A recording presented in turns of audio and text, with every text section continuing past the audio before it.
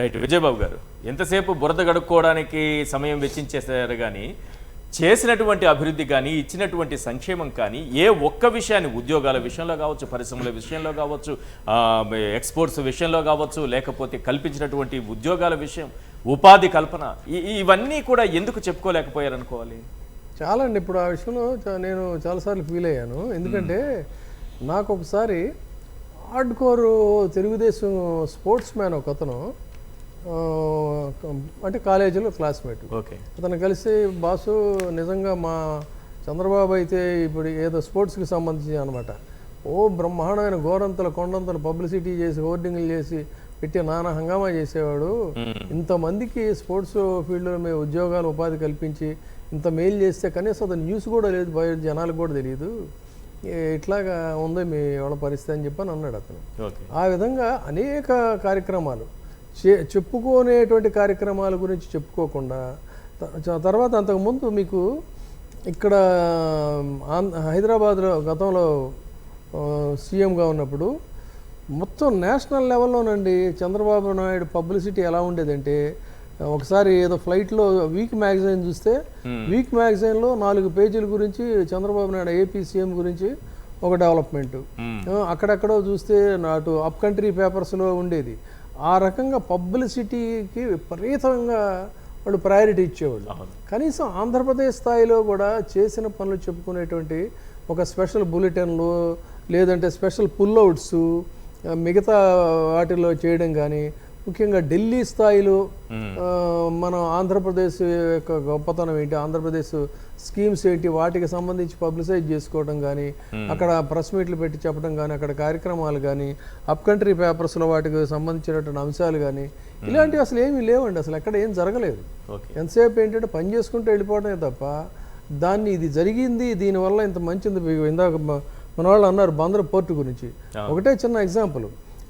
అమరావతిలో రాజధాని కడితే అది వర్షం వస్తుంటుంది, రోడ్లు మునిగిపోతాయి, దాన్ని బాగు చేయాలి, మళ్ళీ సీపేజ్ వస్తుంటుంది, దాన్ని చేసుకుని దీంతోనే ప్రజాధనం అంతా అయిపోతుంది. మరి అదే బందర్ పోర్టు కనుక ఒకటి ప్రారంభం అయితే ఎన్ని వేల మందికి ఉపాధి కలుగుతుంది, ఎంత ఆదాయం వస్తుంది, ఎంత కనెక్టివిటీ పెరుగుతుంది, తెలంగాణ రాష్ట్రాల నుంచి వంటి వాటికి కూడా ఎంత సౌకర్యవంతంగా ఉంటుంది, ఎంత డెవలప్మెంట్ అవుతుంది, దాని గురించి చెప్పుకునే పరిస్థితి లేదు. దశాబ్దాల వారీగా దాన్ని అలా నిద్రాణ స్థితిలో ఉన్న దాన్ని ఇంత శరవేగంగా పనులు జరుగుతున్నాయని, అదే చంద్రబాబు నాయుడు ప్రభుత్వంలో అయితే ఎప్పటికప్పుడు ఆ డెవలప్మెంట్స్ మీకు ఊరికే మన పోలవరంలో జనాలందరినీ భజన బృందానందరినీ తీసుకెళ్ళి బస్సులో తీసుకెళ్ళడం, చూపించడం, దాన్ని పబ్లిసైజ్ చేయడం, దాన్ని మిగతా పేపర్లో ప్రసార మాధ్యమాలు వేయటం, ఇదంతా కూడా చేశాడు కదా. అలా ఏమీ లేని దానికి అంత పబ్లిసిటీ చేసుకుంటే ఇలాంటి అద్భుతమైనటువంటి ప్రాజెక్ట్స్ గురించి చెప్పుకోవడంలో కూడా ఎక్కడ సరిగ్గా జరగాల్సిన స్థాయిలో జరగలేదండి. కాబట్టి ఇదేంటంటే ఏంటి సార్, ఏం పరిస్థితి, ఈ పోర్టుల పరిస్థితి ఏంటి, ఇవన్నీ కూడా రేపు మన భవిష్యత్తుని, ఈ రాష్ట్రం భవిష్యత్తుని ఒక తలరాతను మార్చేటటువంటి అభివృద్ధి పనులు జరుగుతాయి. చంద్రబాబు వస్తే రేపు అమరావతి తప్ప వేరే ఆలోచన అయితే అదేనే కాదు. మళ్ళీ ఇప్పుడు వరకు ఆయన ఎప్పుడు ఆలోచించలేదు. గతంలో కూడా చెప్పాం, దాదాపుగా ఈ రాష్ట్రాన్ని 1,00,000 కోట్ల వరకు దోచుకు తినేసినటువంటి పరిస్థితి. ఒక జమీందారీ వ్యవస్థను మళ్ళీ అమరావతి రాజధాని పేరుతో ఆ సరౌండింగ్ భూములన్నీ కూడా కబ్జా చేసేసి ఇన్సైడర్ ట్రేడింగ్ అనేది చేసి ఇన్ని రకాలుగా ఆ భూస్వాములు పెత్తందారీతనంతోనే ఇది ఉంది. ఇప్పుడు 5 ఏళ్ల నుంచి ఆవురావురమంటా ఉన్నారు వీళ్ళంతా. ఎందుకని ఇది అంటే తినడానికి అలవాటు పడ్డారు గతంలో. ఇప్పుడు మళ్ళీ తిరిగి ఈ శక్తులన్నీ కూడా ఒకటైపోయి ఆవురావురమంట ఆకలి మీద ఉన్నారు కాబట్టి అవన్నీ కూడా చేస్తారు. ఇదంతా మీకు ఈ 10,000 ఇస్తాను, అది ఇస్తాను, ఇది ఇస్తాను అనేది 2-3 నెలల తర్వాత చేతులు ఎత్తేయటమే, జరిగేదేం కాదు. ఆ తర్వాత ఇక ఏం జరుగుతుంది అనేది చూడాలి. కాబట్టి ఏంటంటే ఇది పైగా ఇప్పుడు ఈవెన్ వైసీపీకి కూడా ఇది మనం ఇదే కొంత ఆశించిన ఫలితాలు రాలేదని చెప్పి నిరుత్సాహపడాల్సిన పని లేదు. తర్వాత ఏంటంటే ఈ స్థాయిలో తీర్పు ఉంటుందని ఊహించారు ఎవరైనా? ఎవరు ఊహించింది కాదు. అదే చెప్తున్నానండి. దానికి ఏంటంటే ఒక వేవ్ అండి, పాలిటిక్స్ అనేది ఎప్పుడు కూడా అంచెలకు దొరకదు, పైకి ఆల్ ఈజ్ వెల్ అన్నాడు. కానీ ఇంకా స్టిల్ నేను ఇప్పుడు మీరు ఇందా చూడండి, ఇక్కడ రిజల్ట్ చూస్తే మైలవరం తర్వాత అవనిగడ్డ ఇందాక లీడింగ్లో ఉంది, ఇప్పుడు వైసీపీ లీడ్లోకి వచ్చింది. నేను అందుకే అంటున్నా సెకండ్ హాఫ్ నుంచి అంటే ఇంత వేరియేషన్ వచ్చాక కూడా మీరు ఇంకా మాట్లాడుతున్నారు అనొచ్చు. బట్ స్టిల్ ఒక సెకండ్ హాఫ్ నుంచి మళ్ళీ కొంత ఫలితాలు అయితే అటు ఇటు అయ్యేటువంటి పరిస్థితి ఉంటుంది. ఫలితాలు ఏదైనా కూడా మ్యాండేట్ ఈజ్ మ్యాండేట్, కానీ ఈ సందర్భంగా ఏంటంటే అనవసరంగా రంధ్రాన్వేషణ చేసుకుని దీనికి నువ్వు కారణం అంటే నువ్వు కారణం పరస్పరం నిందించుకోకర్లేదు. కాకపోతే ఏంటంటే మెటిక్యులస్ రివ్యూ అనేటువంటిది జరగాలి. చాలా ల్యాప్సెస్ ఉన్నాయి. కొంతమంది ఏంటంటే బయటికి మాట్లాడడానికి మొహమాట పడి ఉండొచ్చు, తర్వాత మనకెందుకులే గోలా అని చెప్పని అనుకొని ఉండొచ్చు. ఇలాంటివన్నీ కూడా కొన్ని ఉండి ఉంటాయండి. ముఖ్యంగా మంత్రులు, ఇందాక మనవాడు మంత్రుల ప్రస్తావన తెచ్చారు కాబట్టి ఒక ఇప్పుడు బొత్స సత్యనారాయణ లాంటి ఒక ఫిగర్ ఉన్నాడు. తానేంటి ఒక ఫోకస్డ్ పర్సన్ సీనియారిటీని బట్టి. కానీ ఇక్కడ జగన్మోహన్ రెడ్డి గారి పేరుతో గెలిచిన వాళ్ళకి మంత్రి పదవులు వచ్చిన తర్వాత అయినా కూడా ఒక ఇండివిజువల్ పర్సనాలిటీస్ కింద వాళ్ళు ఎస్టాబ్లిష్ అవ్వాలి. అది జరగలేదండి. అదే ఇందాక మన మిత్రుడు చెప్పినట్టు ఏమైందంటే చాలా చోట్ల వాళ్ళ ప్రాంతంలో జరిగినటువంటి అభివృద్ధిని కూడా వాళ్ళు ఫోకస్ చేసుకొని లేని స్థితిలో ఒక కిడ్స్ లాగా ఉండిపోవటం, వాళ్ళ మీద ట్రోలింగ్ జరుగుతూ ఉంటే ఏదో గుడ్డనో అదనో ఇదనో దాన్ని కూడా ధీటగా సమాధానం చెప్పలేని స్థితి. ఊరికి అనవసరంగా పవన్ కళ్యాణ్ గురించి ఇదే పని మనకు అన్నట్టుగా మాట్లాడటం తప్ప వీళ్ళు చేయాల్సిన పనులు వీళ్ళు చేయలేదు. ఎల్వికే రెడ్డి గారు ఒక సిస్టమ్ తయారు చేసి పెట్టారు జగన్మోహన్ రెడ్డి గారు. సచివాలయ వ్యవస్థ కానీ, వాలంటీర్ వ్యవస్థ కానీ, సంక్షేమ పథకాలు అనేటటువంటి ఒక బటన్ నొక్కుడుతో వాళ్ళందరికీ సంక్షేమాలు అందించారు. కానీ ఇవన్నీ ఒక సిస్టమేటిక్గా జరుగుతాయి. అవ్వాతాతలకి ఇంటి దగ్గరికి వెళ్ళి 1వ తారీఖున ఉదయం 6 గంటలకే డోరు కొట్టి మరి పెన్షన్ ఇచ్చే సిస్టమ్. ఇవన్నీ ఒక గొప్ప సంస్కరణలు తీసుకొచ్చారు కదా. నాడు నేడుతో స్కూల్స్ బాగుపరిచారు కదా, గొప్ప సంస్కరణలు తీసుకొచ్చారు కదా. విద్యా వ్యవస్థలో అద్భుతమైన సంస్కరణలు తీసుకొచ్చారు కదా. ఏమవుతుంది వీటి పరిస్థితి ఒకవేళ అటు ఇటు అయితే, ఫలితాలు తారుమారైతే? ఇవన్నీ వద్దనుకున్నారా ప్రజలు? వాళ్ళు వద్దనుకోలేకపోయినా చంద్రబాబు ఇక చాలు ఇవ్వనుకుంటారా? ఈశ్వర్ గారు అట్లా కాదు. ఇప్పుడు మీరు అన్నట్టుగా నాడు నేడు పేరుతోటి దాదాపు మొదటి విడతలో 15,000 పైచిలుకు పాఠశాలలు, రెండో విడతలో అంతే సంఖ్య పాఠశాలలు. అంటే ఆ నాడు నేడు అంటే అప్పుడు ఉన్నటువంటి పరిస్థితి, ఇప్పుడు దాన్ని ఎలా మెరుగు చేశారు అనేది కార్పొరేట్ స్కూల్స్కి దీటుగా. అంటే మనకి రాష్ట్రంలో ఈ 75 సంవత్సరాలు పైబడిన స్వతంత్ర భారతదేశంలో మన రాష్ట్రంలో ఉన్న పరిస్థితి ఏంటంటే ఆడపిల్లలు మంచినీళ్లు కూడా సరిపడిగా తాగే పరిస్థితి కాదు స్కూల్కి వెళ్ళేవాళ్ళు. ఎందుకంటే వాళ్ళకి వాష్రూమ్స్ కొరత. సో ఆ రకంగా అనేక సార్లు డాక్టర్లు దాని మీద మాట్లాడినటువంటి పరిస్థితి, అనారోగ్యం పాలవుతున్నారు అని చెప్పాను. సో దానికి భిన్నంగా ఈ స్కూల్స్ అన్ని అద్భుతంగా తయారైనాయి. వాటికి వాటర్ సప్లై కావచ్చు, వాష్రూమ్స్ కావచ్చు, తర్వాత ఆ గోడలు, వాటికి రంగులు, వాటికి సంబంధించినటువంటి అంశాలు, వీటన్నిటికీ తోడు యూనిఫామ్స్, మెజర్మెంట్ తీసుకొని ప్రతి విద్యార్థికి యూనిఫామ్స్. ఇప్పుడు అంతకుముందు ఏంటంటే ఎల్లో ఏదో ఇంకొకటి అని ఒక సైజుల వారికి వేసేస్తే వాళ్ళు లొడుగు బుడుగు అని వేసుకోవటం.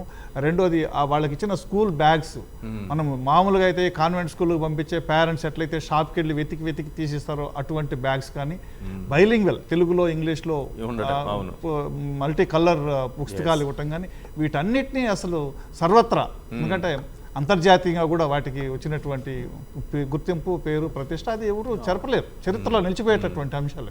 అట్లాగే హాస్పిటల్స్ ప్లస్ గ్రామ సచివాలయాలు. అంటే ఎంఆర్ఓ ఆఫీస్ చుట్టూ తిరిగి విసిగిపోయి కాళ్ళు అరిగిపోయింది, చెప్పులు అరిగిపోయినాయి అంటారు చూడండి, ఆ పరిస్థితి నుంచి బయటకు పడేయటం. ఇవన్నీ పాజిటివ్ రిమార్క్స్ ఉంటే, రెండో వైపు నుంచి నేను బాగా గమనించింది, అప్పుడప్పుడు ప్రస్తావించుకున్నట్టు కూడా ముఖ్యమంత్రి గారిని ప్రజలు కలుసుకునే అవకాశం లేకుండా ఉంది అనేది ఒకటి విమర్శ గట్టిగా ఉంది. అయితే ముఖ్యమంత్రి గారి కోణంలో దానికి వచ్చినటువంటి సమాధానం పార్టీల నుంచి కానీ గవర్నమెంట్ నుంచి కానీ ఏంటంటే, అరే గ్రామంలోనే వాళ్ళ పని అయిపోతున్నప్పుడు అక్కడ కలవాల్సినటువంటి అవసరం ఏంటి అనేటటువంటిది కూడా అది వచ్చింది. అది కూడా డిస్కషన్ పబ్లిక్ లో ఉంది, బయట ఉంది, ఒక సినిమాలో కూడా ఉంది. అది ఆయన నాజర్ గారు అనుకుంటా యాక్టర్, ఆయన అడుగుతారు, మీరు మా ఊరు రాలేదంటే, ఏమయ్యా పలానా చోట వీధి వెనక ఉన్నటువంటి గుంట పూర్తి చేశారు కదంటే, పూర్తి చేశారండి అంటాడు. ఇంకా నేను మీ ఊరు రావాల్సిన అవసరం, నీ సమస్య తీరిపోయింది. సో ఇక్కడ ఆ పని అవుతోంది కదా అనేటటువంటి కోణం ఒకటి. అయితే మనుషుల ఆలోచనలు రకరకాలుగా భిన్నంగా, భిన్న రుచి అని ఒక్కొక్కరు ఆలోచన ఒక్కొక్క రకంగా ఉంటుంది. కాబట్టి ఆ ఆలోచనలో ఈ పబ్లిసిటీ నుంచి కొంత కొట్టుకుపోయి ఉంటారేమో అనేటటువంటిది. బట్ స్టిల్ ప్రతి సందర్భానికి ఒక రివ్యూ ఉంటుంది, ఒక సమీక్ష ఉంటుంది. దాన్ని సానుకూలంగా తీసుకొని ముందడుగు వేయాల్సిందైతే. అయితే మీరు అన్నట్టు ఇవన్నీ ఏమవుతాయి, అది ఆ ఆందోళన చాలా మందిలో ఉంది. అంటే ఆ మధ్య ఏదో ఒక వీడియో కూడా వచ్చింది, అమరావతి మళ్ళీ మనం చేపట్టచ్చు అని చెప్పాడు. అయితే దానికే పరిమితం అయితే రాష్ట్రం నిజానికి దెబ్బతింటుంది. ఎందుకంటే జయప్రకాష్ నారాయణ గారు లాంటి వాళ్ళు కూడా అనేక సందర్భాల్లో చెప్పారు, ఒకే ప్రాంతం అభివృద్ధి చేయటం వల్లనే మనకి డిస్పారిటీ వస్తుంది. రాష్ట్ర విభజన కూడా ప్రధానమైనటువంటి కారణం అదే. ఒకే ప్రాంతం అభివృద్ధి చేయొద్దు, డిఫరెంట్ ప్రాంతాల్లో అభివృద్ధి తీసుకురావాలి అని చెప్పి. సో దాంట్లో కొంత రాజశేఖర్ గారు ఉన్నప్పుడు వైజాగ్లో కొంత ఇది అయింది. జయప్రకాష్ నారాయణ గారు విద్య వైద్యం గురించి ప్రభుత్వాన్ని చాలా గొప్పగా పొగిడారు. విద్య విషయంలో, వైద్యం విషయంలో చాలా సందర్భం. ఎన్నికలు దగ్గర పడే కొద్దీ మళ్ళీ దాన్ని అది సెకండ్ పార్ట్ బట్ ఆయన వికేంద్రీకరణ ఉండాలన్నట్టు కూడా మాట్లాడినారు. ఈ సెకండ్ పార్ట్ ఇన్ఫ్లుయెన్స్డ్ అనేది మనం దాని గురించి చర్చ ఇంకో సందర్భంలో ఇప్పుడు చేయొచ్చు, కానీ అది సెకండ్ పార్ట్ లో ఏదో ఇన్ఫ్లుయెన్స్ చేసి మాట్లాడారు. సో ఈ నేపథ్యంలో ఇవన్నీ ఏమవుతాయి, ఇట్లాగే కొనసాగుతాయా అంటే ఒక్కొక్క ప్రభుత్వానికి ఒక ప్రయారిటీ ఉంటుంది. ఆ ప్రయారిటీ బేస్డ్గా వాళ్ళు ఏం చేస్తారు, వాళ్ళ మేనిఫెస్టోని ఏం చేస్తారు అనేది మనం రాబోయే రోజుల్లో చూడాలి. బట్ నష్టం అనేది ఒకటి జరుగుతుంది ఇవి కనుక కొనసాగకుండా ఉంటే. ఎందుకనంటే మనం గతంలో చూసాం, పెన్షన్ కోసం వెళ్ళి వేప చెట్ల కింద, చింత చెట్ల కింద, బండల మీద కూర్చొని ఆ పెన్షన్ సకాలంలో రాక రేపిస్తారు, ఎల్లుండిస్తారు పోనీ అంటే మళ్ళీ వెనక్కి వచ్చినటువంటి వృద్ధులు ఎంత ఇబ్బంది పడ్డారు ఎండలకి, వానలకి, గాలికి అనేది. సో ఆ పరిస్థితి మళ్ళీ రాకూడదు అనేది మనం కోరుకోవాలి. రైట్. అంటే ఈ సిస్టమ్ ఏమవుతుంది, ఇప్పటి వరకు ఆయన తయారు చేసుకుంటూ వచ్చినటువంటి గొప్ప సిస్టమ్ అవుతుంది చెప్పినట్టు సచివాలయ వ్యవస్థ కానీ, అయితే ఇంక నేను ఒక పాయింట్ యాడ్ చేస్తాను, విషయం కానీ, ఒక చిన్న పాయింట్ యాడ్ చేస్తాను. ఈ గ్రామ సచివాలయ వ్యవస్థని ఇంకేం చేయలేరు, దాన్ని బలోపేతం చేసుకుంటూ పోవాల్సింది తప్ప. ఎందుకంటే గాంధీ కళలు కన్నట్టుగా గ్రామ స్వరాజ్యం అనే పేరుతోటి ఏర్పాటు చేసినటువంటి దాన్ని ఏ రకంగానూ ఎవరు వచ్చినా ఏమి విచ్ఛిన్నం చేయలేనటువంటి పరిస్థితి. ఎందుకంటే అది పాతుకుపోయింది గ్రామీణ ప్రాంతాల్లో లేదా ఈవెన్ పట్టణాల్లో కూడా. ఎందుకంటే అక్కడ గ్రామ సచివాలయం అంటే ఇక్కడ వార్డు సచివాలయాలు అంటున్నారు. అన్ని చోట్ల అందిస్తున్నటువంటి సేవలు అపారంగా ఉన్నాయి. ఇప్పుడు ఏమవుతుంది, ఈ సిస్టమ్ అంతా ఏమవుతుంది, ఒక ఎడ్యుకేషన్ కానీ, హెల్త్ విషయంలో కానీ, ఆర్బీకేల విషయంలో కానీ, సచివాలయాల విషయంలో కానీ, వాలంటీర్ వ్యవస్థ విషయంలో కానీ, లేకపోతే పోర్టుల విషయంలో కానీ, ఫిషింగ్ హార్బర్లు కానీ, ఫిష్ ల్యాండ్ సెంటర్లు కానీ, ఇవన్నీ కొత్త ఇప్పుడు ఈ 5 ఏళ్లలో వచ్చినట్టువి కదా. ఇవన్నీ ఏవి కూడా గతంలో ఉన్నవి కాదు కదా. వీటి పరిస్థితి ఏంటి అంటే, ప్రజలు మాకొద్దు, అవ్వాతాతలైనా సరే మాకొద్దు, 1వ తారీఖున పెన్షన్ రావాల్సిన పని లేదు, మేము ఇక సచివాలయాలకు వెళ్ళో బ్యాంకులకి వెళ్ళో తెచ్చుకునే పరిస్థితినా? 2 నెలల బట్టి అలవాటు చేశారు కదా. మీకు ఇంకోటి చెప్తున్నా, మీరు అన్నట్లు చెప్పిన అన్ని అభివృద్ధి చేసేస్తాడు ఆయన. ఇది నేనే చేశానని మార్క్ వేసుకోవడానికి. ఓకే. రెండోది, ఈ సంక్షేమం ఎక్కువ ఉండదు. My prediction is not right. సంక్షేమం చేయవలసిన అవసరం కూడా లేదు. ప్రజలకి ప్రతిస్పందించి సంక్షేమానికి ప్రతిస్పందించినప్పుడు సంక్షేమం అయితే అవసరం లేదు. నా విశ్లేషణలో కూడా చెప్పాను. ఇప్పుడు ఓ ప్రజాస్వామ్యంలో ప్రజలకు నిజంగా వాట్ దే నీడ్ అన్నదాన్ని ఎప్పుడైతే అడ్రస్ చేసిన ఒక ప్రభుత్వానికి రెసిప్రొకేటివ్ యాటిట్యూడ్ లేనప్పుడు సంక్షేమాలు దేనికి చేయాలి ప్రజలు? మళ్ళీ పాత పద్ధతుల్లోనే. ఇప్పుడు ఆయన అగ్రిగేట్ ప్రతి ఒక్కరికి ఇంత మంది ఇంత చేసిన తర్వాత కూడా ఆ 31,50,000 సెంటున్నర భూమి అందుకున్న వాళ్ళు ఎక్కడ ఉన్నారు? తర్వాత 64 లక్షల మంది పెన్షన్లు కన్సిస్టెన్సీ ఒక 2 నెలల పాటు పెంచిన దానికి 6% ప్రతిస్పందించేసిన వాళ్ళు ఈ 5 సంవత్సరాల బట్టి కన్సాక్టివ్గా ఆయన అగ్రిగేట్ 2,000 పైచులకే పెన్షన్ ఇస్తే ఆ కన్సిస్టెన్సీకి కూడా రెసిప్రొకేటివ్ యాటిట్యూడ్ ప్రజల్లో లేనప్పుడు అంటే రెండుది ఏంటంటే, ప్రజలకు ఏం కావాలో అది నిజంగా ఒక ప్రజాస్వామ్యంలో ప్రభుత్వం చేసిన తర్వాత కూడా ఇంకా వాట్ దే ఆర్ ఎక్స్పెక్టేషన్స్ అన్నప్పుడు, అమ్మఒడి 3కి ఇస్తానంటే, గతంలో రైతు రుణమాఫీ చేస్తానంటే మోసపోయిన ప్రజలు మళ్ళీ దీనికి కూడా మోసపోతున్నారా అన్నది ఆలోచించుకోవాలి ఎవరైనా. 30 లక్షల ఇళ్ల పట్టాలు ఏమైపోయాయి, 11 లక్షల ఇళ్ల నిర్మాణాలు జరిగి గృహప్రవేశాలు చేసుకున్నారు, వాళ్ళు ఏమైపోయారు, అమ్మఒడి తీసుకుంటున్న వాళ్ళు ఏమైపోయారు, పెన్షన్లు తీసుకుంటున్నటువంటి 66 లక్షల మంది ఏమైపోయారు, అంటే డైరెక్ట్ బెనిఫిషియరీ 17,50,000 ఎకరాలు తీసుకున్న రైతులు ఏమైపోయారు? విజయబాబు గారు ఏంటి ఇవన్నీ? ఇప్పుడు ఏం చేస్తారు ఎక్కడున్నారు కాదు, ఇప్పుడు ఇవన్నీ ఏంటంటే కొన్ని చోట్ల లబ్ధిదారులు ఒక స్కీమ్లో బెనిఫిట్ అయిన వాళ్ళు ఇంకో దాంట్లో కూడా బెనిఫిట్ అయ్యారనేది ఒకటి, అదేదో గట్టిగా ప్రచారం చేశారు వీళ్ళు. రేపు ఏం చేస్తాడంటే ఇవన్నీ ఆల్ సడన్ అని ఎత్తేస్తానని చెప్పడు. ఒకవేళ చంద్రబాబు కనుక మళ్ళీ పవర్లోకి వస్తే ఇవన్నీ ఊరికి నేమ్ సేక్ ఉంటాయి, వాటిని పూర్తిగా నిర్వీర్యం చేసేసి అంటే ఏం చేస్తాడు, దీన్ని రివ్యూ చేస్తున్నాం, చాలామంది ఏంటంటే అసలు అర్హత లేనటువంటి వాళ్ళకి కూడా ఇది ఉన్నారు, అనర్హులందరినీ కూడా మేము మళ్ళీ దాన్ని రాటిఫై చేస్తామని చెప్పని నేమ్ సేక్ వీటిని మెల్లగా అలా ఉంచి తిరిగి మళ్ళీ వీళ్ళ యొక్క కాన్సన్ట్రేషన్ ఏంటంటే రియల్ ఎస్టేట్ వ్యాపారం. రియల్ ఎస్టేట్ వ్యాపారం అద్భుతంగా బ్రహ్మాండంగా అది 3 పువ్వులు 6 కాయల కింద అందుకుంటుంది. దానికే వాళ్ళ ప్రయారిటీ అంతా కూడా. మళ్ళీ ప్రపంచ స్థాయి సింగపూర్లు కట్టడాలు వ్యవహారాలు ఇవన్నీ వస్తాయి దాని మీద. ఎందుకంటే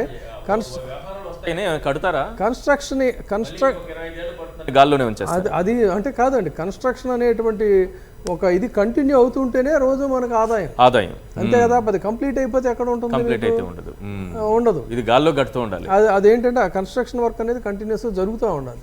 జరుగుతూ ఉంటేనే వాళ్ళ కాంట్రాక్టర్లు వాళ్ళ పర్సంటేజ్లో వ్యవహారాలు జరుగుతూ ఉంటాయి. సో ఒకవైపు ఏంటంటే దానికి పబ్లిసిటీ, బ్రహ్మాండమైన పబ్లిసిటీ. ఎందుకంటే మరి వాళ్ళు కూడా చాలా ఒక చెయ్యి వేశారు కదా దీన్ని మోయటంలో.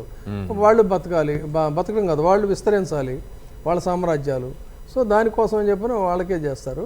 ఈ విధంగా మొత్తంగా ఏంటంటే మళ్ళీ తిరిగి ప్రజాధనాన్ని అతి కొద్ది మంది శక్తులు, అతి కొద్ది మంది వ్యక్తులే పంచుకునేటువంటి పరిస్థితి వస్తుంది.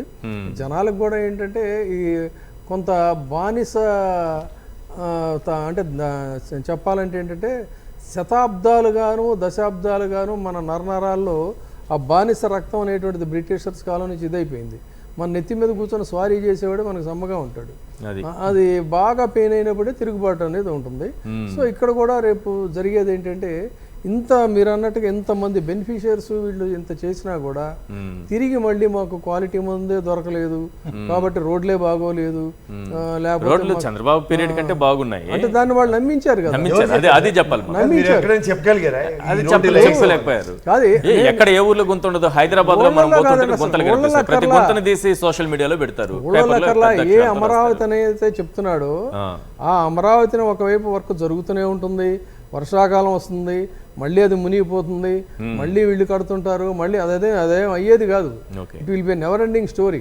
కాబట్టి అక్కడే రోడ్లే లేని పరిస్థితి ఇంకెక్కడేస్తాడు. ఇది జరిగేవి కాదు, మొత్తంగా అయితే ఏదో మభ్య పెట్టారు. సో ఆ మబ్బులు అనేటువంటివి ఏంటంటే తాత్కాలికమే. ఆ గ్రహణం అనేటువంటిది వీడే వరకు కొన్నాళ్ళు ఎంజాయ్ చేస్తారు, మళ్ళీ కొంతకాలం దోపిడీ అనేటువంటిది జరుగుతుంది. కాబట్టి ఒక అవకాశం చూడటమే, అప్పుడు జనాలు తెలుస్తుంది, కంపేర్ చేసుకుంటారు కదా ఏది ఎలా జరిగింది ఏంటి అనేటువంటిది. అందుకనే that is the beauty of democracy. ఏంటంటే గవర్నమెంట్స్ చేంజ్ అవుతుంటాయి, మళ్ళీ వస్తుంటాయి, మళ్ళీ పోతుంటాయి, బట్ లీడర్స్ క్రెడిబిలిటీ అనేది ఇక్కడ ఇంపార్టెంట్. లీడర్స్ క్రెడిబిలిటీ అనేటువంటిది వాళ్ళు పవర్లో ఉన్నా లేకపోయినా కూడా వాళ్ళ క్రెడిబిలిటీ వాళ్ళకి ఉంటుంది. దానికి ఎప్పుడు కూడా అది చెదిరేది కాదు, చెరిగేది కాదు, అది ఓవరాల్గా చెప్పేది. అందుకని ఇవాళ మళ్ళీ వాళ్ళు ఇంత పెద్ద ఎత్తున ఒక అంటే ఏంటంటే పాజిటివ్ వైబ్స్ ఉన్న కూటములు కాదు ఇవన్నీ, పచ్చి అవకాశవాద కూటమి. ఈ అవకాశవాద కూటమి అధికారంలోకి వచ్చిన తర్వాత ఏమవుతుందంటే మళ్ళీ అక్కడ ఆధిపత్య పోరు అనేటువంటిది మొదలవుతుంది. ఈ ఆధిపత్య పోరులో నేను చెప్పినట్టు నువ్వు వినాలా, నువ్వు చెప్పినట్టు నేను వినాలా అనేది ఉంటుంది. అప్పటి వరకు నువ్వు దూరంగా ఉంటుందని నేను అనుకోవట్లేదు. ఒక బానిసత్వానికి అలవాటు లేదు కాదండి. ఇప్పుడు ఇప్పటిదాకా నువ్వు జాగ్రత్త ఉండి కొన్ని రోజుల పాటు దూరంగా ఉండు అని చెప్పి దూరం పెట్టారు లోకేష్ని. ఇప్పుడు మళ్ళీ రంగంలో దిగుతాడు. దిగినప్పుడు అక్కడ మళ్ళీ సరే ఇవన్నీ భవిష్యత్తులో జరిగాయి అనుకోండి, కానీ ఆ ఈగో క్లాషెస్ ఇవన్నీ కూడా ఉంటాయి, చూస్తాంగా మనం. ఎల్వికే రెడ్డి గారు, మీ ఎక్స్పీరియన్స్ చెప్పండి. ఒక్కొక్క నాయకుడికి ఒక్కొక్క సీఎంకి వాళ్ళ ప్రయారిటీస్ అంటే పరిపాలనకు సంబంధించి ఉంటుంది. రేపు ఒకవేళ చంద్రబాబుకి అవకాశం తగ్గితే ఆయన ప్రయారిటీస్ ఎలా మారిపోతాయి? ఇప్పుడున్న పరిస్థితులు ఇక్కడ హైదరాబాద్ లో 850 ఎకరాల ఎంజీకి ఇచ్చిన ప్రయారిటీ మనకు తెలుసు కదా. రేపు ఇదేనా ఈ భూముల దోపిడీ ప్రయారిటీస్ అంటే ఇప్పుడు 14 to 19, 99 to 2004 ప్రయారిటీస్ మనం చూసాం. అవును. సో అదే ప్రయారిటీస్లో కొనసాగుతారు తప్ప ఒక భిన్నమైనటువంటి పరిస్థితి అయితే కనిపిస్తుంది నేనైతే అనుకోవట్లేదు. ఓకే, వీటి పరిస్థితి ఇప్పుడు జరుగుతున్న సంక్షేమాలు ఆయన 1.5 లక్షల కోట్ల రూపాయలకు సంబంధించినటువంటి హామీలు ఉన్నాయి. విజయబాబు గారు చాలా క్లియర్ గా చెప్పారు. 1.5 లక్ష కోట్ల రూపాయలు సార్. రైతు రుణమాఫీ లేదు, ఇప్పుడు 20,000 ఇస్తానంటున్నారు కదా. కాదు, మీరు 99 ఎన్నికల సందర్భంగా ఇచ్చిన మేనిఫెస్టో తీసుకోండి. ఎన్నికలకు ముందు ఇచ్చినటువంటి ఉచిత దీపము పేరుతో ఇచ్చిన సిలిండర్లు కానీ, ఆ సైకిళ్ళు ఏదో ఇచ్చినారు వాటి గురించి తీసుకోండి. అట్లాగే మొన్న 2014లో ఇచ్చినటువంటి మేనిఫెస్టో దాన్ని అమలు తీసుకుంటే మనకి చాలా క్లియర్గా అర్థమైపోతుంది. దాన్ని ఏమి పెద్ద పరిశోధించాల్సిన అవసరమే లేదు, జస్ట్ ఊరికి అట్లా చూస్తే అర్థమవుతుంది.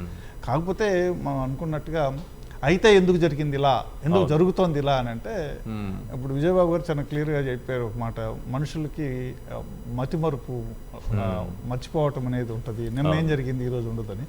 బట్ అంత మతిమరుపు ఉంటుందా అని అంటే ఉండదు, కానీ ఆ సిచ్యువేషన్ని క్రియేట్ చేసినటువంటి పరిస్థితి ఇక్కడ బాగా. ఎందుకంటే రోజు చెవిలో పెట్టి మనకి చాలా సినిమాలు ఎన్ని చూపిస్తుంటారు, మేక పట్టుకుపోతుంటే వాడు ఏంది కుక్కను పట్టుకుపోతుంటే మేక పట్టుకుపోతున్నావే అని చెప్పని. ఇందాక ఒకటి మేకను పట్టుకుపోతుంటే కుక్కను పట్టుకుపోతున్నావు అని పదే చెప్పడం వల్ల అది మేక కాదు అనుకుంటాడు. అంటే ఆ రకమైనటువంటి ధోరణి మనం గమనిస్తున్నాం ఫాస్ట్ 4.5 years 5 years నుంచి, అంతకుముందు కూడా అంటే అది పీక్స్కి వెళ్ళిపోయి ఆ పరిస్థితుల్లో ఒక అంటే ప్రజల్లో కూడా అవునా ఇదాలా ఇలానా అనుకునేటటువంటి పరిస్థితి ఒకటి కనపడటం. తర్వాత సెంట్రల్లో పవర్లో ఉన్నటువంటి మోడీ గారి ఇది ఉండటం. రెండోది మనం ఇప్పుడు చూసినట్టు ఎన్నికలు అయిపోయిన తర్వాత వచ్చినటువంటి సర్క్యులర్లు లాంటివి ఇట్లాంటివి ఇవన్నీ కంటిన్యూగా జరుగుతున్నటువంటి పరిస్థితుల్లో కొంత భిన్నమైనటువంటి సిచ్యువేషన్ ఇదైంది. ఇక్కడ మీకు ఒక ఆల్మోస్ట్ 3 to 4 months అచేతన స్థితిలో ఉన్న ప్రభుత్వం మీరు గమనించట్లేదు. Okay. And apart from that ఒక మాట చెప్తాను, ఎప్పుడైతే నోటిఫికేషన్ వచ్చిందో అప్పుడే చంద్రబాబు తన చేతిలోకి తీసుకున్నారు గవర్నమెంట్ వ్యవస్థల ద్వారా అని అంటారు. కరెక్టేనా? అందుకే చూడండి మన ఎలక్షన్స్ కూడా ఎంత ఫేజ్ దాకా లాక్కొచ్చారో చూడండి. ఈ తర్వాత ఎలక్షన్ అయిపోయిన తర్వాత ఎంత టైం మనం నిర్వీర్యంగా ఉన్నాం చూడండి. ఇవన్నీ ఏంటంటే అచేతన స్థితికి వచ్చిన ఒక పరిస్థితిని క్రియేట్ చేసిన తర్వాత మీకు ఇక్కడ సంక్షేమాలు అందుకున్న 1,64,00,000 మంది కన్సల్టేట్ అయ్యారు. అటు పక్క 2,26,00,000 వైఎస్ఆర్సీపీ సానుభూతి పరుల కింద మా దగ్గర ఉన్న ఒక ప్రాథమిక అంచనా అనుకుంటే 1,64,00,000 సంక్షేమం అందుకున్న అటుపక్క వాళ్ళు కన్సల్టేట్ అయ్యారు. ఓకే. యుద్ధంలో ఖచ్చితంగా నిజమైన యుద్ధంలో ఎవరైతే లబ్ధిదారులు ఉన్నారో వాళ్ళు ఇటుపక్క మనకి ర్యాలీ అవుతారు అనుకున్న వాళ్ళు ఎటు ర్యాలీ అయ్యారన్నది ఎందుకు అంత చిలిక, లేకపోతే లేదు అటువైపే వెళ్ళారు, ఎందుకు వెళ్లాల్సి వచ్చింది, ఏం చూసి వెళ్లాల్సి వచ్చింది? ఇక్కడ మీకు నేను కొన్ని రాయలసీమలో ఇవన్నిటిలోనూ మీకు ఒకసారి నేను చాలాసార్లు చెప్పాను, ఒక స్థిరమైన ఓటు బ్యాంక్ కలిగి ఉన్న తెలుగుదేశానికి ఈ సంక్షేమాల ఫలంగా ఓ జెడ్పీటీసీ ఎలక్షన్స్ అనుకో లేకపోతే ఎంపీటీసీ అనుకోండి తర్వాత దాంట్లో కొంత ర్యాలీ కనబడింది. బట్ అది మళ్ళీ రీకన్స్ట్రక్ట్ అయ్యి రీవాలిడేట్ అయ్యి వాళ్ళ పక్కే కన్సాలిడేట్ అయింది అన్నది ఇవి చూస్తే ఈజీగా చెప్పొచ్చు. ఓకే. ఎందుకంటే ఈ ఫలితాలు ఎంత ఉధృతంగా అటుపక్కే ర్యాలీ అవుతున్నాయంటే మీకు ఇంకోటి చెప్తాను సార్, అభివృద్ధి చేసింది ఎప్పుడైతే మనం చెప్పుకోలేని నిస్సహాయ స్థితికి వచ్చినప్పుడు అభివృద్ధే లేదని చెప్తున్నారు. అవును. ఉద్యోగం రాలేదని చెప్తున్నారు. ఒక్క ఉద్యోగం రాలేదంటారు. ఉద్యోగం రాలేదన్నారు. అది కరెక్ట్ గా ఎలక్షన్స్ ముందు దాన్ని జస్టిఫై చేసిన వాళ్ళ దగ్గర నుంచి కూడా మనం చాలా లైట్ గా తీసుకొచ్చు. వాళ్ళు ఒప్పుకున్నారని చేతులు కడుక్కున్నాం.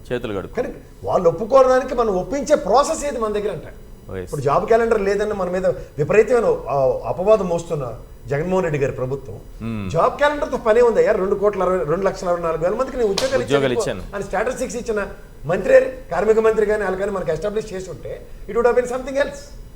అండ్ మోర్ ఓవర్ ఈ ప్రస్థానంలో ఇండస్ట్రియలైజేషన్స్ జరిగిన ఉదంతాలు ఎక్కడ మాట్లాడకపోతే ఎక్కడి నుంచి తీసుకొచ్చి చెప్తారు డేటా.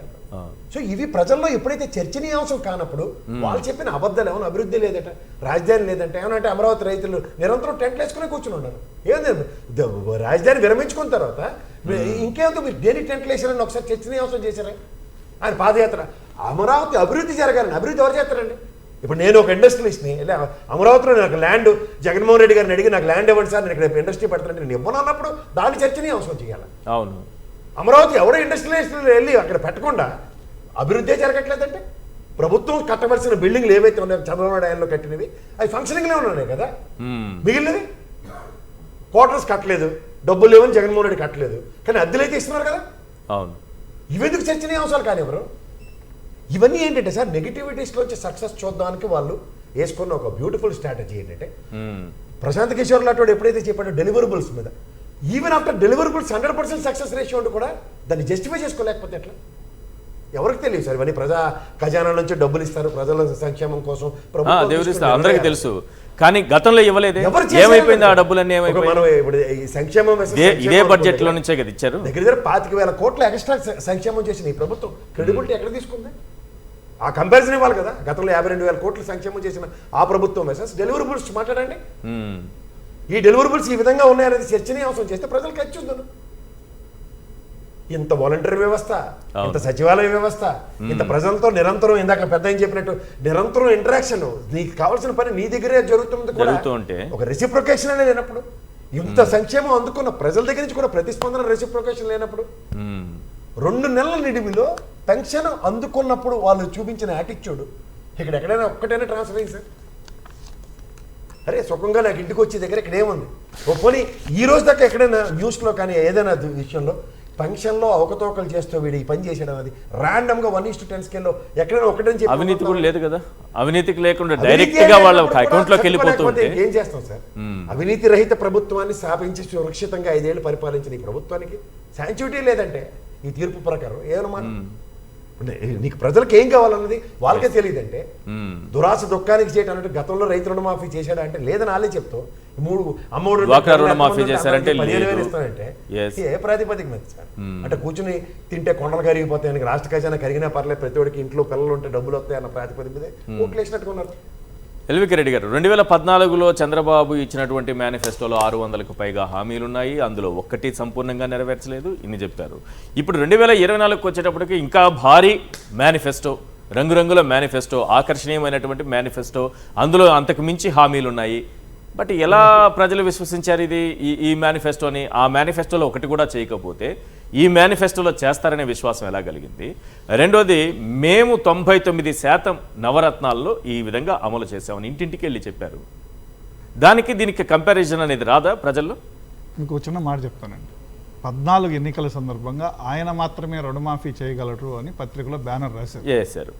తర్వాత రుణమాఫీ జరగలేదు. సరే, ఏదో కండిషన్లు అన్నారు, అదన్నారు, దాన్ని తిమ్మిని బొమ్మిని చేసి జరగలేదు అనే విషయం రుణం తీసుకున్న వాళ్ళకి, రుణగ్రస్తులందరికీ తెలుసు. అవును.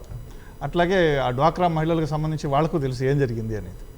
బట్ ఆ పత్రిక తర్వాత ఎప్పుడైనా ఈ రుణమాఫీలో ఈ విధంగా 2 లొసుగులు పెట్టి చేయలేదు అనే అంశం ఎక్కడన్నా ప్రస్తావనకు వచ్చిందా? వాళ్ళు కాకుండా ఇతరులు ఎవరైనా సరే దాన్ని కూలంకషంగా చర్చించారా? లేదు. అట్లాగే ఇప్పుడు మేనిఫెస్టో పరిస్థితి కూడా రేపు అదే అవుతుంది, అంతకు మించి ఇంకోటి కాదు. ఇప్పుడు ఇక్కడ మేనిఫెస్టో గురించి కంపారిజన్ రాశారు. ఈయన 3,000 ఇస్తానంటే ఈయన 4,000 అన్నాడు, ఇది అన్నాడు. కానీ రేపు ఇవేవి కనపడవు, అసలు కాగితమే కనపడదు. విజయబాబు గారు, ఇచ్చిన హామీల విషయంలో ఒక ప్రభుత్వం 2014 తీసుకుందాం, 19 తీసుకుందాం, విశ్వసనీయత అనేది ఒకటి ఉంటుంది కదా, ప్రజలకి ఈ సబ్జెక్ట్ వెళ్ళలేదా? ఎందుకంటే ఆయన 600కు పైగా హామీలు ఇచ్చి సంపూర్ణంగా ఒకటి నెరవేర్చలేదు. ఇక్కడేమో ఇచ్చినటువంటి హామీల్లో మేనిఫెస్టో చేతికి పట్టుకొని వెళ్ళి ఇంటింటికి వెళ్ళి 90% మేము చేసాం, 99% మేము చేసాం, దీనివల్ల ఈ లబ్ధి మీకు వచ్చిందా లేదా మీరే ఆన్సర్ చేయండి. మీ ఇంటికి ఈ 4 ఏళ్ల కాలంలో 5 ఏళ్ల కాలంలో ఇంత సంక్షేమం చేకూరిందా లేదా మీరే చెప్పండి అని లిస్ట్ ఇస్తే ఈ విశ్వసనీయత అనేది పనిచేయదా? లేదండి, ఖచ్చితంగా ఇక్కడ నాకు దాని మీద మొదటి నుంచి ఒక డౌట్ ఉంది, కానీ ఎక్స్ప్రెస్ చేయాలి. ఎందుకంటే ఇవన్నీ కూడా పర్సంటేజెస్ అని లెక్కేసుకుంటే మ్యాక్సిమం ఉన్నాయి, కానీ ఇవన్నీ కూడా ఓవర్లాప్ అయినాయా? బెనిఫిట్ ఒక వ్యక్తికి ఫలానా స్కీములో లాభం వచ్చింది, దానికి ఇన్ని లక్షల మంది ఉన్నారని మనం లెక్కేసుకున్నాం, ఇంకొక దాంట్లో ఇంతమంది ఉన్నారని. కానీ ఇందులో వాళ్ళుగా ఉన్నప్పుడు ఏమవుతుందంటే ఈ ఓటింగ్ పర్సంటేజీ గెలుపు దాకా సరిపోను ఆ సైజులో ఉందా లేదా అనేది పాయింట్. అది లేనప్పుడు ఏమవుతుందంటే ఈయన నినాదం ఎంతవరకు వచ్చింది, నా వల్ల మీరు బెనిఫిట్ అయ్యారంటేనే మీరు ఓటేయండి అని వాళ్ళనే ఈయన అప్పీల్ చేసింది. ఎందుకనంటే లార్జర్ స్కేల్లో వీళ్ళు ఉన్నారు కాబట్టి.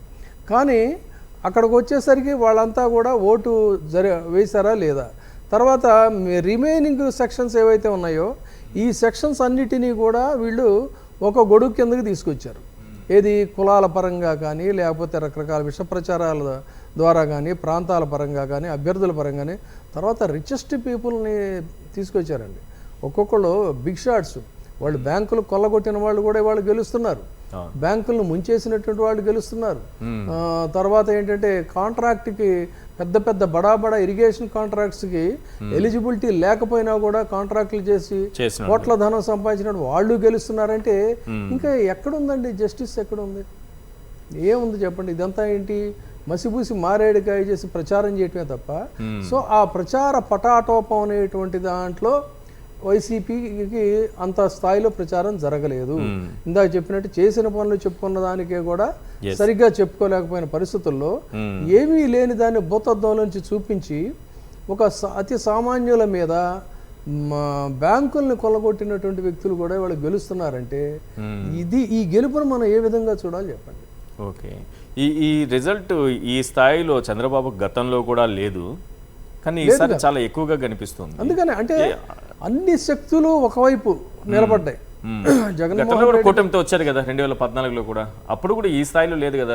102 స్థానాలు టీడీపీ గెలుచుకుంది, ఒక 4 బీజేపీ గెలుచుకుంది, మొత్తం కలిపితే 106 అంటే ఇంత స్థాయిలో వాళ్ళంతా కూడా వాళ్ళే చెప్పారు అప్పుడు. ఆ కోమటిరెడ్డి ఎవరో ఎన్ఆర్ఐ వచ్చాడే, అవును, ఏమన్నాడు? డూ ఆర్ డై మనకిది. అవును, కోమటి జయరాం మనకి ఇది డూ ఆర్ డై అన్నాడు. అంటే చావో రేవో తెలుసుకోవాలి, నవ్ ఆర్ నెవర్ అన్నట్టుగా మొత్తం ఆర్థిక శక్తులన్నీ కూడా చంద్రబాబు నాయుడిని బలపరిచేటువంటి సామాజిక ఆర్థిక శక్తులన్నీ కూడా ఒక తాటి కిందకు వచ్చినప్పుడు ఏమైందంటే ఈ ఒకవైపు నిలబడినట్టు బడుగు జీవుల తరఫున నిలబడిన వ్యక్తిని ఈ శక్తులన్నీ కూడా ఒక దెబ్బతో ఎన్నికలంటేనే వ్యూహాలు, ఒకవేళ కోమటిరెడ్డి జయరాం చౌదరి లాంటి వాళ్ళు ఉండొచ్చు, కానీ యువతల వైపు కూడా అలాంటి వ్యూహాలు ఉండాలి కదా. ఉండాలి, కానీ ఇక్కడ ఏమైందంటే ఒంటరి పోరులాగా కనపడింది అంతా కూడా జరిగిన. కానీ నెలల నుంచి సార్ ప్రతి ఊర్లో 3 నెలల నుంచి ఎన్ఆర్ఐలు మోహరించున్నారు. వాళ్ళకి ఏం పని ఇప్పుడు 3 నెలల బట్టి మోహరించున్నారు అక్కడ ప్రతి నియోజకవర్గంలో. వాళ్ళు అనుభవించేది అక్కడ, వాళ్ళు డబ్బు అంతా కూడా అక్కడ పెట్టుకుని అక్కడ ఎంజాయ్ చేసేవాళ్ళు. వాళ్ళు ఆంధ్రప్రదేశ్కి వచ్చి రాజకీయం చేస్తారు. హైదరాబాద్లో కంఫర్టబుల్గా జీవించే వాళ్ళందరూ కూడా వచ్చి అక్కడికి వచ్చి రాళ్ళు ఇసిరి మళ్ళీ ఫ్లైట్కి మళ్ళీ వెళ్ళిపోతూ ఉంటారు. ఒక ఆంధ్రప్రదేశ్ రాజకీయం మరి ఎందుకనో దురదృష్టవశాత్తు చాలా ఒక విచిత్రమైనటువంటి స్థితిలోకి మారిపోయింది. జనసేన కూడా బాగా పెర్ఫామ్ చేసినట్టు కనిపిస్తోంది సార్, మీకేమనిపిస్తోంది? 19 స్థానాల్లో లీడ్లో ఉందని కొన్ని సమాచారం కొంత మనకు వేవ్ అనేది వచ్చినప్పుడు ఎట్లా ఉంటుందంటే మనకు తెలుసండి, రాజనారాయణ ఇందిరాగాంధీ మీద రాజనారాయణ గెలిచాడు, బగ్గిడి గోపాల్ ఎన్టీ రామారావు మీద బగ్గిడి గోపాల్ గెలిచాడు. వేవ్ అనేది అది ఎందుకు వచ్చింది ఏంటి అనేది పరిశీలన చేసుకోవాలి. ఒక వేవ్ అనేది ఉన్నప్పుడు ఏంటంటే ఎవరైనా కూడా గెలుస్తారు, అది పెద్ద ఘనకార్యమును కాబట్టి గెలిచాడు కాబట్టి ఓహో ఆహో అని చెప్పి అనుకోవాల్సినంత అవసరం కూడా లేదు.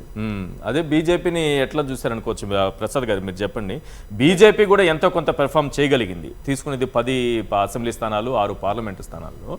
కొంత బీజేపీ కూడా కనిపిస్తోంది అక్కడక్కడ. రాష్ట్రానికి ఏమీ చేయలేదు అనేటటువంటి ఒక చేయలేదు, అది వారిపైన ఉన్నటువంటి ఆరోపణలు అవి అలాగే ఉన్నాయి. ప్లస్ వాళ్ళు ఉన్నది 0.8% ఓట్ షేర్ తెచ్చుకున్నారు గత ఎన్నికల్లో. ఈసారి ఆ స్థాయికి ఎలా వెళ్ళిపోగలిగారు? ప్లస్ కూటమి కట్టినప్పుడు కూడా వాళ్ళు ఏం క్లియర్గా చెప్పలేదు కదా, మా ఎజెండా ఇది, ఈ విధంగా స్టేట్ని డెవలప్ చేయబోతున్నాము. మోడీ గారు వచ్చినా చెప్పలేదు, కూటమి కట్టినప్పుడు వీళ్ళు చెప్పలేదు, ఏమీ జరగలేదు అక్కడ. ఎవరు ఏం చెప్పలేదు సార్, చెప్పని దానికే ప్రజలు పట్టం కడుతున్నారు. మనం ఏం చేయాలి? చెప్పి మొత్తుకొని తెచ్చిన దానికి దిక్కు దివాన్ లేదు. రెండోది ఏంటంటే ప్రజలకి ఆ పాటి అవగాహన లేదా అన్నది చాలా ఆశ్చర్యకరంగా ఉంది. కాంగ్రెస్ అయితే ఏమి కాకుండా శిక్షించగలుగుతారు, బీజేపీకి వచ్చేకల్లా కన్సిడరేషన్ ఏంటో నాకు అర్థం కావట్లేదు. కానీ బీజేపీ పెర్ఫార్మెన్స్ ఎప్పుడు తెలుగుదేశం ఉన్నప్పుడు మాత్రమే ఆంధ్రప్రదేశ్లో ఎగ్జిస్టెన్స్ ఉంటుంది. వాళ్ళ ఇండిపెండెంట్గా ఎప్పుడు సాధించింది తిరగబడిపోయింది ఏం లేదు. ఇక్కడ మీకు ప్రజలకి ఏం కావాలో అన్నది ఎప్పటికి కూడా తెలియదు అన్న విషయం ఇంకోసారి తేడాలి. ఏ విషయంలో ఈ గవర్నమెంట్ ఫెయిల్ అయింది అంటే చెప్పుకోవడం ఒకటే అని అంటున్నాం, కానీ డైరెక్ట్గా బెనిఫిషరీస్ ఉన్నారు కదా, వాళ్లే కదా.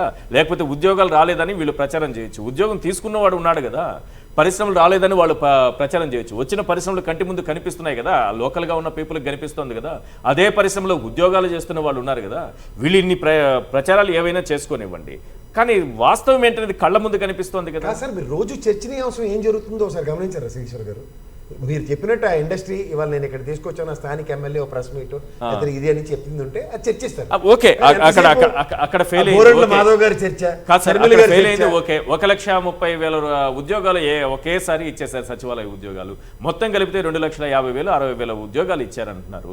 మరి ఉద్యోగం చేస్తున్న వాడికి తెలుసు కదా, ఈ ప్రభుత్వంలో నాకు ఉద్యోగం వచ్చింది, నేను ఉద్యోగం చేస్తున్నానని తెలుసు కదా. వీళ్ళు ఎంత దుష్ప్రచారం చేసినా వాళ్ళకి ఆ విషయం తెలుసు కదా. ఇక్కడ ఎంటైర్ చిన్న మాట చెప్తా. ఒక 30 లక్షల మంది నిరుద్యోగులు ఉంటారండి. మనం వచ్చిన ఉద్యోగాలు 2 లక్షలు అనుకున్నాం, రిమైనింగ్ ఎంతమంది ఉన్నారు? సో వాళ్ళు ఇన్ఫ్లుయెన్స్ అయినటువంటి పరిస్థితి మనకు కనిపిస్తుంది.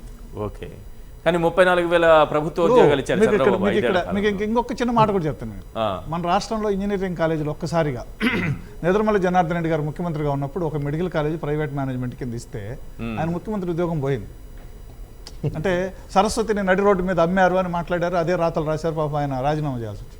తర్వాత ఒకేసారి 100 ఎంసీఏ కాలేజీలు, ఎంబీఏ కాలేజీలు, ఇంజనీరింగ్ కాలేజీలు పెడితే అదే సరస్వతిని అమ్మినారని రాసిన వాళ్ళు ఏం రాశారంటే ఇతర రాష్ట్రాలకు వెళ్ళే డబ్బుల్ని మన దగ్గరే సర్క్యులేట్ అయ్యేటట్టు చేసినటువంటి మహనీయుడు అని రాశారు. కానీ ఒక ఇంజనీరింగ్ కాలేజీలో పాఠాలు చెప్పడానికి ఎవరు కావాలి? అట్లీస్ట్ ఎంటెక్ చేసిన వాళ్ళు కావాలి. ఎంటెక్ సీట్లు ఎన్ని ఉన్నాయి? ఎంతమంది బయటకు వచ్చారు? వచ్చిన వాళ్ళు ఎక్కడున్నారు? అంటే అక్కడ 10ల సంఖ్యలో కూడా కాలేదు, ఇక్కడ 100 మంది కావాలి. మరి ఉన్నారా? లేకపోయినా సరే అవి సస్టైన్ అయ్యి అవి కూడా మళ్ళా మహోన్నతుడు, గొప్పవాడు, విజనరీ అనేటటువంటి ప్రచారం జరిగింది. ఇవన్నీ ఏంటంటే మనుషుల్ని నమ్మించడానికి చేసేటటువంటి ప్రయత్నంలో సక్సెస్ కావటం, ఫెయిల్ కావటం, ఇది తేడా. ఇక్కడ ఉద్యోగాలు 2 లక్షలు, 30 లక్షల మంది నిరుద్యోగులు ఉన్నారు. అది గతంలోనే ఉన్నారు కదా. ఉన్నారు, కానీ అప్పుడు ఎప్పుడు దీని గురించి మాట్లాడిన పరిస్థితి 30 లక్షల నుంచి 2 లక్షల మందికి ఉపాధి ఇచ్చామన్నది చెప్పుకోవడం రావాలి. దట్ ఈస్ ద రావాలి. Marketing strategy. రైట్. ఇప్పటి వరకు ఉన్నటువంటి అప్డేట్స్ చూస్తే మొత్తం 146 స్థానాలకు సంబంధించినటువంటి లీడ్స్ చూస్తున్నాము. వైఎస్ఆర్సీపీ 23 స్థానాల్లో, టీడీపీ 106 స్థానాల్లో, బీజేపీ 4 స్థానాల్లో, జనసేన 13 స్థానాల్లో లీడ్లో కొనసాగుతున్నటువంటి పరిస్థితి కనిపిస్తోంది.